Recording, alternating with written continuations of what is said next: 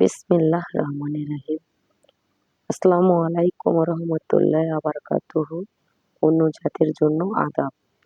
বন্ধুরা, আবার আপনাদের মাঝে চলে এসেছি আমি নিত্য নতুন একটা রেসিপি নিয়ে। আর রোমা কিচেনে সবাইকে স্বাগতম। আমার পাশে থেকে বন্ধু হয়ে পাশে আছেন সবাইকে অসংখ্য অসংখ্য ধন্যবাদ। যে যেখানে আছেন সুস্থ আছেন এবং নিরাপদে আছেন। আলহামদুলিল্লাহ, আমিও ভালো থেকে আপনাদের মাঝে চলে এসেছি। আর এই যে কথা বাড়াবো না, মূল রেসিপিতে চলে যাচ্ছি। আমি মটরশুঁটিগুলো সংরক্ষণ করে রেখে দিয়েছিলাম, ডিপ ফ্রিজে ফ্রোজেন করেছিলাম। এগুলো দিয়েই আমি একটা রেসিপি করতে চলেছি, রিং চপ। আমি এগুলো ভালো করে পিষে নিচ্ছি শিলনোড়াতে বেটে নেওয়ার পরে আমি ফিরে আসব। তো বন্ধুরা দেখতে থাকেন।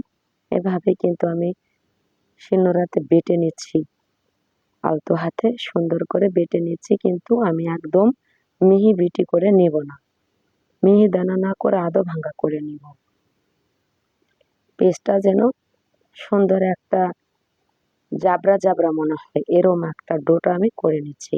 তো বন্ধুরা, আমার পাশে থেকে আমাকে ভালোবাসা দিয়ে আমার ছোট্ট পরিবারে এসে যুক্ত হয়ে আছেন যারা, তাদেরকে অসংখ্য অসংখ্য ধন্যবাদ। এবং যারা এখনো আসেন নাই, তাদেরকে আসার আমন্ত্রণ রইল। তো বন্ধুরা, পুরাতন বন্ধুদের থ্যাংক ইউ সো মাচ, পাশে থাকার জন্য, আমাকে ফুল সাপোর্ট করার জন্য। আর নতুন বন্ধুদের আমন্ত্রণ করতেছি, আমার রেসিপিগুলো যদি একটুও ভালো লাগে থাকে তাহলে আমার পাশে এসে দাঁড়াবেন এবং আমাকে সাহায্য সহযোগিতা করবেন। একে অপরের পাশে থেকে আমরা এগিয়ে যাব। আর এই যে দেশি জাল মাছগুলো, আমি কিন্তু এই জাল মাছগুলো সুন্দর করে পরিষ্কার করে নিয়ে বেটে নিব, আর কিছুটা আস্ত রেখে দেব গোটা। এভাবে বেটে নিচ্ছি বন্ধুরা, দেখেন ইজিলি করে নেওয়া যায়।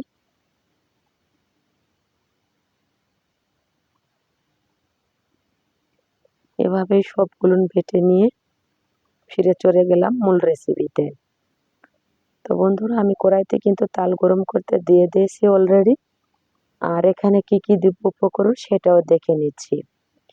আমি 1 বাটি নুডলস দিয়েছি, 1 বাটি চালের গুঁড়ি দিয়েছি, 1 বাটি ওল ময়দা দিয়েছি, 1 বাটি কাঁচা মরিচ এবং একটা ডিম, আর 1 বাটি পেঁয়াজ কুচি। সাথে সব উপকরণগুলো দিয়ে নিয়ে কিন্তু আমি রিং চপগুলো দিয়ে দেব। বাটা মশলা দিয়ে দিলাম, বাটা মশলার সাথে কাঁচামরিচ দিলাম, লবণ দিলাম, আর বাটা মশলার সাথে আদা রসুনের পেস্ট ছিল, হলুদ গুঁড়ো দিয়ে দিলাম। তারপরে দিলাম চালের গুঁড়ি 1 বাটি। পরিমাপ অনুযায়ী নিলে সব কিছু পারফেক্ট হয়। অবশ্যই আপনারাও আমার মতো পরিমাপ অনুযায়ী সব কিছুই নিয়ে নেবেন। আর রেসিপিতে কি কি উপকরণ দিচ্ছি সেটা তো বলেই দিচ্ছি আমি। এই যে নুডলসটা দিয়ে দিলাম, নুডলসটা কিন্তু সিদ্ধ করে নিয়ে নিয়েছিলাম অফ ক্যামেরায়। তারপরে ময়দা দিয়ে দিলাম বন্ধুরা। তারপরে আর একটা জিনিস দিয়ে দেবো বন্ধুরা, দেখতে থাকেন। এই যে একটা ডিম, এটা কিন্তু আমার বাড়ির হাঁসের ডিম। আমরা গ্রামের বাড়িতে থাকি, তাই হাঁস মুরগি, কোয়েল পাখি, কবুতর, গরু বাছুর সব কিছুই পালন করি, অলরেডি সব কিছুই পালন করে নেই। তো যাই হোক বন্ধুরা, আলতো হাতে মেখে নেব। দেখেন আমার মাখার প্রসেসটা কিন্তু আপনাদের অবশ্যই দেখতে হবে, না হলে কিন্তু বুঝতে পারবেন না।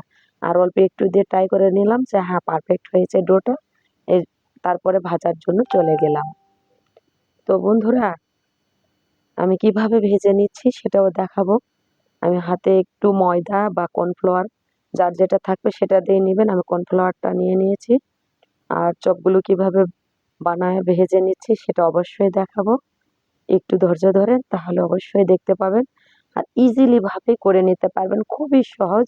ছোট একটা পিচকি বাচ্চা যদি 5 বছরের হয় না, সেও বানাইতে পারবে। আর এত টেস্টি আর মজার হয় না এগুলো, বলে বোঝাইতে পারবো না। আমি কিন্তু কাঁচা লঙ্কা দিয়েছি, কুচু কুচু করে নিয়েছি। যদি ঝাল যারা খাইতে পছন্দ করে না, তারা কিন্তু লঙ্কা, শুকানো লঙ্কা অথবা কাশ্মীরি লঙ্কার গুঁড়োটা দিয়ে দিতে পারেন। আমি তো ভয় পাচ্ছি যে ঝালটা বেশি হয় নাকি, যেহেতু সবাই মিলে খাবো। সত্যি আমি ঝাল বেশি পছন্দ করি না, লবণটাও বেশি চড়া আমি পছন্দ করি না, মধ্যম সাইজ। অতিরিক্ত তাল মশলাও আমি পছন্দ করি না। তো বন্ধুরা, অতিরিক্ত তাল মশলা খেলে অবশ্যই গ্যাস হবে, আলসার হবে, ওখান থেকে ক্যান্সারে পরিণত হবে, বিভিন্ন সমস্যা হবে। তাল মশলাটা খাওয়া কম অতিরিক্ত কম খাবেন, এটাই খুব ভালো লাগবে। আর পাকোড়ার ক্ষেত্রে তো আর অল্প তেলে ভাজতে পারবো না, বা চপের ক্ষেত্রে, তাই একটু ধরিয়ে দিয়েছি। তো আমি এই যে বাটিটা দেখাইলাম, ওই বাটিটা আমি কর্নফ্লাওয়ারটা হাতে নিয়ে নিচ্ছি, ডান হাতে নিয়ে তারপরে কিন্তু আমি একটা শেপ দিয়ে দিচ্ছি, তারপরে আমি মধ্যে আর একটা শেপ, গোল শেপ দিয়ে দিলাম। এভাবেই রিং চপগুলো ভেজে নিতে হয়। তো বন্ধুরা সেটাও দেখাবো অবশ্যই, একটু ওয়েট করতেই হবে। যেহেতু আমি চুলা ধরিয়ে দিয়েছি, আমার তেল হিট হয়ে গেলে অতিরিক্ত পুড়ে যাবে, একদম মুচমুচে হবে না, ভিতরের অংশটুকু কাঁচা রয়ে যাবে, আর উপরের অংশতে অতি তাড়াতাড়ি লাল ধরে যাবে, লালচে হয়ে যাবে। কিন্তু আমার ডোটা পারফেক্টভাবে কিন্তু হবে না চপটা, তাই লো হিটে ভাজতে হবে এবং সুন্দর করে দিতে হবে। আর মাটির চুলার রান্না সেটা তো আপনাদের দেখাই, আমি মাটির চুলাতেই রান্না করি, যেহেতু গ্রামে বসত করি। অত টাকা দিয়ে গ্যাস সিলিন্ডার ভরে নিয়ে নষ্ট করতে পারবো না ভাই। আমাদের এখানে পাতা খড়ি খ্যার অনেক প্রচুর পরিমাণে পাওয়া যায়, এই কারণে আমি মাটির চুলাতে রান্না করতে পছন্দ করি, তাই মাটির চুলাতেই রান্না করি। তাই বলে বলবো না যে আমি গ্যাসের চুলায় রান্না করি না, করি। যখন আমি মাটির চুলাতে যাইতে পারি না তখন কিন্তু রান্না করি।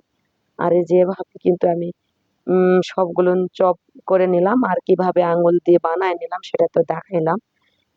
হাতে পিঠার মতো শেপ দিয়ে নিয়ে আঙ্গুল দিয়ে এরকম করে একটু ছিদ করে দিলেই কিন্তু এই কাজটা হয়ে যাবে পারফেক্টলি। আমি এভাবে সবগুলো ডো কিন্তু ভেজে নিয়েছি আর পরিবেশন করে দেখাইতেছি। আপনাদের যার যে সস দিয়ে খাইতে ভালো লাগবে আপনারা কিন্তু সেই সস দিয়েই খাইবেন। আমাদের টমেটোর সস, সয়া সস এগুলো দিয়ে খাইতে ভালো লাগে। বিশেষ করে সয়া সসটা তো আমরা নুডলসে এবং সয়াবিনে দিয়ে থাকি, পাস্তাতে, এটাতে ভালো লাগে না। তো অলরেডি একটু তো দিয়েই দিয়েছি, সাথে একটু তেঁতুলের কাজ সাথে দিয়ে সয়া সস বা হট সসের সাথে টমেটো সসের সাথে গুলিয়ে নিয়েছি। পারফেক্টলি কত সুন্দর একটা কালার, আমার নিজে হাতে বানালো, এটা আপলোড করে দিয়ে দিয়েছি। দেখার প্রয়োজন হলে ইনবক্সে দেখে নেবেন।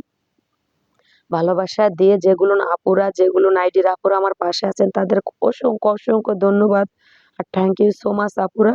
এভাবে বন্ধু হয়ে পাশে থেকো, ভুল ত্রুটি শুধরে দিয়া আমাকে এগিয়ে নিয়ে যাওয়ার কাজ করো। ভালো থাকেন, সুস্থ থাকেন। আসসালামু আলাইকুম।